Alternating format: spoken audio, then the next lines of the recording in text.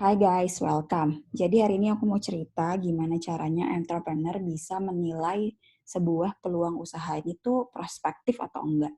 Karena nggak semua ide yang ada pada pikiran kita itu bisa jadi peluang usaha.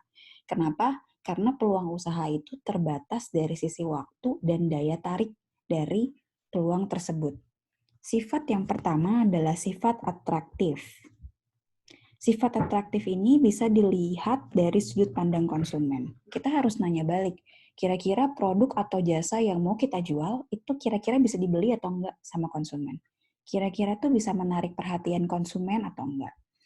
Terus yang kedua adalah sifat durability. Ini bisa dilihat dari sudut pandang dua hal.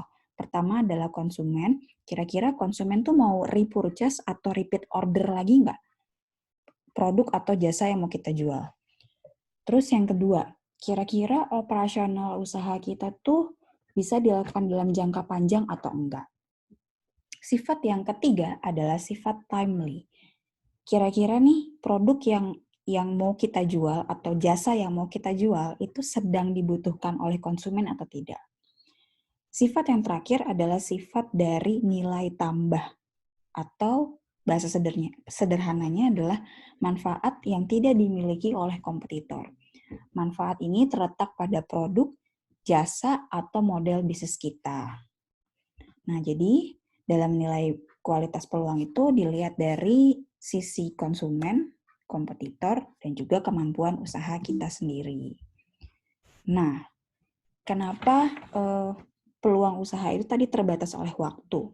Jadi sifat dari peluang usaha itu seperti jendela, dia bisa terbuka, dia bisa tertutup.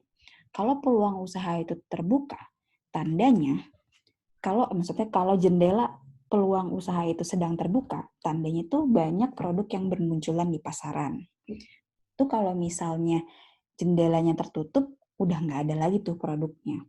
Misalnya gini, es kepal Milo. Dulu banget waktu mungkin 2 tahun yang lalu, mungkin setahun yang lalu ya, es kepal Milo tuh banyak banget yang jual. Kayaknya hits banget gitu, viral gitu. Nah itu tandanya si jendela peluangnya lagi terbuka.